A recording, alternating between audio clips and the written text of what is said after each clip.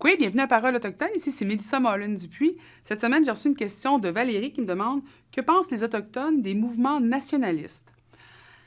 Écoute, Valérie, là, c'est une question, c'est une patate chaude que tu me donnes entre les mains parce que c'est très difficile d'en parler. Il ne faut pas oublier que depuis justement les dernières tentatives du vote de la séparation du Québec, un des enjeux qui avait été mis de l'avant, pourquoi la séparation ne pourrait pas avoir lieu, c'est que la séparation n'avait même pas été discutée avec les Premières Nations. Donc, on ne pouvait pas aller de l'avant sans penser même aux droits ancestraux que les Autochtones ont.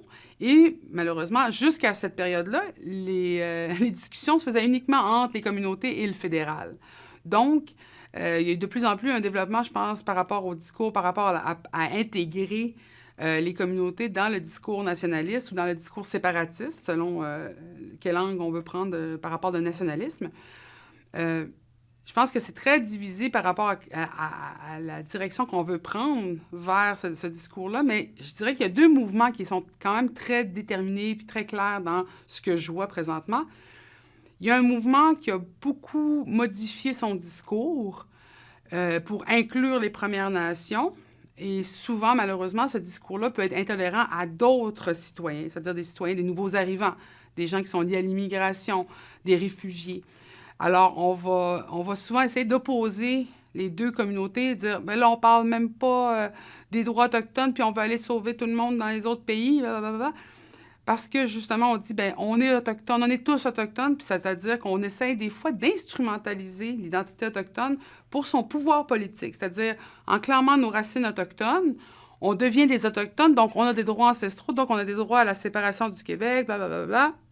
Et finalement, ça devient de l'instrumentalisation des enjeux et des droits autochtones. C'est très difficile parce que c'est souvent basé dans un discours très bienveillant, mais on voit que le résultat est très égoïste.